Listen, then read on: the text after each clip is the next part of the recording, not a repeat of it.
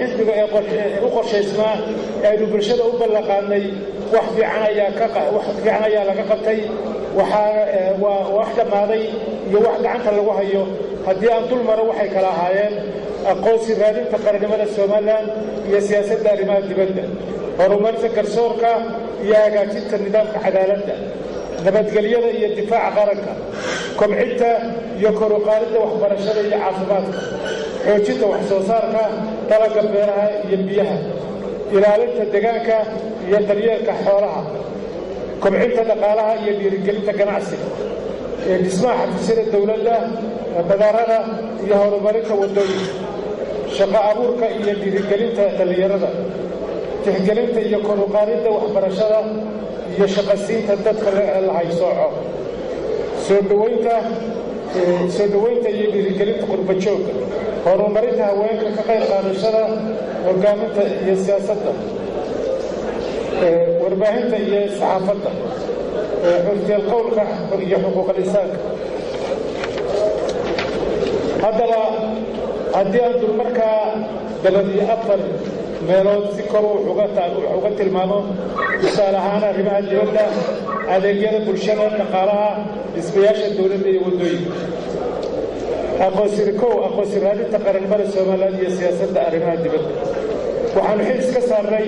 xaqiijinta iyo taabagelinta madaxbannaanida jamhuuriyadda Soomaaliland oo sidii uga mid noqon lahayd bulshada caalamkana u heli lahayd aqoonsi buuxa waxaa hubaala inaanu arrimahan ka soo haynay guul aan qarsoonayn innagoo maanka ku hayna muhiimadda ay madaxbannaanideeduna u leedahay xidhiirka fiican iyo saaxiibo inagala shaqeeya ictiraafka waxaynu yeelannay saaxiibo badan oo ku hawlan inay nagala shaqeeyaan arrintan waxaana jira dadaallo badan oo ka socda waddamada jaarka ah iyo Yurub kuwaasoo miradhulkoodii ugu horreeyey aad baqasheen mooshikii ka dhacay magaalada Sheffield ee UK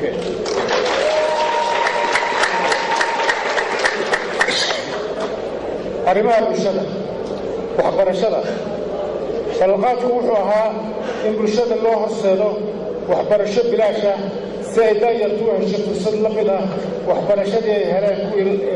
kuwa ladani waana lagu guulaystay waxaana ardayda tiradoodu ahayd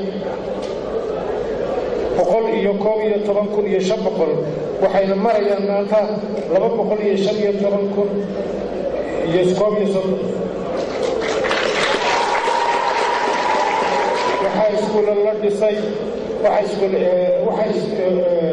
iskuulla la dhisay waxaa lagu kordhiyey waa ilaa 600 iskuul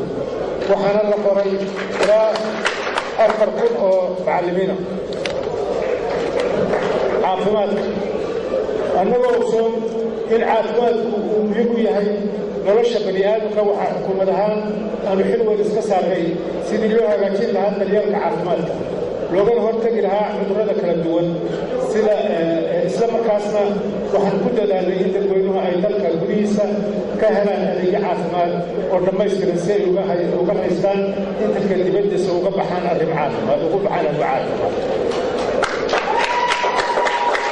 waxay wasaaradda caafimaadku diyaarisay qorshe sannadeedka 5 sannadood ee la jaanqaadiya qorshaha horumarineed ee qaranka iyo heerka caafimaadka qaranka oo loo gudbiyey golaha wakiilada Soomaaliland haddaan isu taago kor u kaca adeegyada caafimaadka muddadii dowladda kulmiye dalka hogaaminaysay waa sida soo socota sanadkii 2010 waxaanu la wareegnay 15 cisbitaalada gobollada sanadka 2014 waxay marayaan 28 cisbitaal gobollada waxay dowladda kulmiye soo kordhisay 13 cisbitaalada gobollada sanadkii 2010 waxaan la wareegnay 21 cisbitaalada degmooyinka sanadka 2014 waxay marayaan 37 cisbitaalada degmooyinka waxay dowladda kulmiye soo kordhisay 16 cisbitaalada degmooyinka sanadkii 2010 waxaan la wareegnay 126 xarumaha caafimaad sanadka 2014 waxay marayaan 136 xarun caafimaad waxayna dowladda kulmiye soo korisay 10 xarun caafimaad sanadkii 2010 waxaan la wareegnay 6 ambulance sanadka 2014 waxay marayaan 22 ambulance waxayna dowladda kulmiye soo korisay 16 ambulance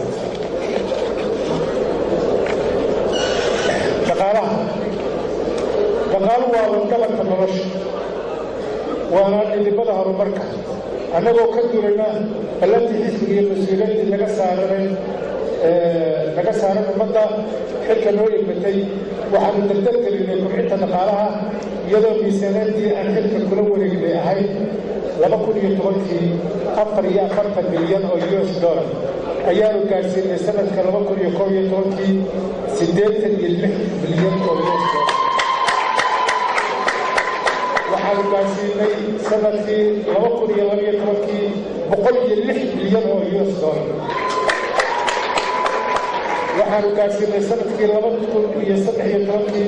125 bilyan oo US dollar waxaanu gaarsiinay sanadkii 2014 150 bilyan oo US dollar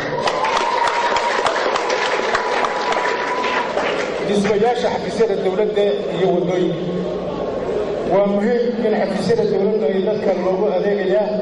ay yihiin qaar u diyaarsan shaqada oo leh bilic iyo haybad u qaranta sharafta dowladeed iyo karaamada qarannimada annagoo arrintaa ka doonaynana waxaanu dhismayaal cusub ku soo kordhinay wasaaradaha daakhiliga khaarijiga waxbarashada beeraha ciyaaraha xanaanada xoolaha kalluumaysiga deegaanka tuurista boosaha iyo iskaasiinta shaqaalaha iyo arrimaha bulshada cadaaladda gaashaandhigga iyo qasriga madaxtooyada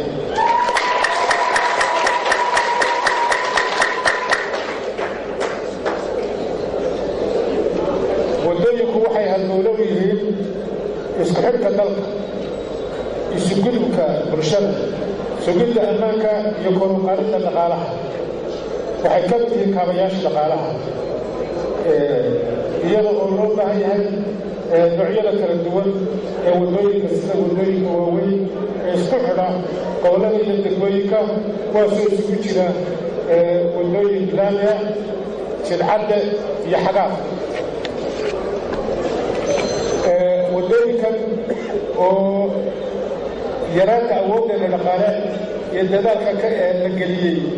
uu hooseeyey darteed ayay dhammaantood u haysatay dayactir la'aan iyo horumar la'aan waa xaaladooda ku sugnayd xaalad u baahan in si dhaqsi ah wax looga qabto dowlad ahaan waxaanu ku qaadanay sidii ugu dadaalka badnayd ee awooddii noo saamaxaysay waxaana laga qabtay wax aad u weyn waxaa dhammaaday waddada dila boorame kalabayn wajaale dayactirka hargeysa berbera oo wax yaray ugu ka dhiman yihiin gacantana lagu hayo birijka labaad ee hargeysa oo aanu dhammaystiray iyadoona gacan fiican ka hargeysanay dhammaan waddooyinka muhiimka ah ee bulshadu gacanta ku hayso annagoo bilownay waddadii dheereyd ee xeelgaabo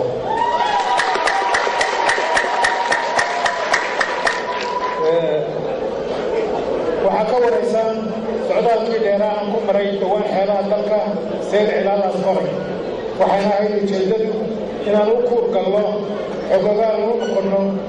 nolosha bulshada una samayno qorshe ku wajahan sidii looga faa'iidaysan lahaa khayraadka ku duugan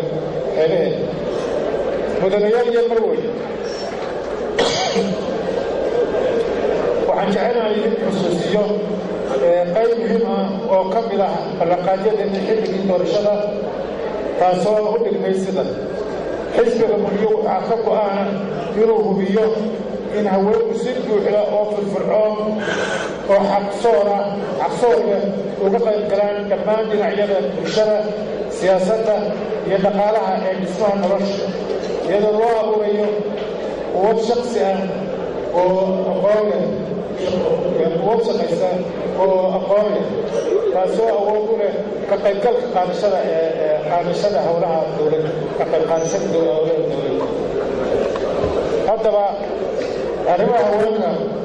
xukuumad ahaan waxaan ugu hawlgallay si fiican iyadoo aanu guddi u saarnay sidii loogu samayn lahaa qorshe lagu dhiirigelinayo sida ay kaalin fiican uga qaadan lahaayeen hoggaanka siyaasadeed ee dalka waxaana guddigii soo jeedisay in loo sameeyo kooto anigoo u gudbiyey golaha wakiilada 2 jeer ilaa haddana golaha lama horjeeday waxaa xubnaha golaha wakiilada ee kulmiye ka codsanaya in mooshin lagu keeno lagana shaqeeyo sidii sharciga loo waafajin lahaa soomaaliya waxaan leeyahay dowladda soomaaliya dadka somaliland waa tashaday waxay la soo noqdeen madaxbannaanadii diyaarna uma aha midnimadii soomaali weyn ee idinmana soo socdaan walaalayaal hadday naga xumaatay walaalnimadii weyn yaanay naga xumaan walaalnimo isdhowrta iskaashada oo is-ixtiraama waxaan ku baaqaynaa nabad waxaan ku baaqaynaa jaarnimo wanaagsan iyo iskaashi walaalnimo ku dhisan dagaal wiil baa ku dhasha wiil baa ku dhinta ee wiil kuma dhasho umana baahan mataqadda lahaan waxaan leeyahay xuduudaha somaliland mugdi kuma jiro taako durdun tallaabo toona kama ogolin cidda gurbadda kala waxay ku dhisan yihiin sharci haddiise nalagu soo qalgudbo waxaanu diyaar nahay waxaanu haynaa awood aanu ku difaacno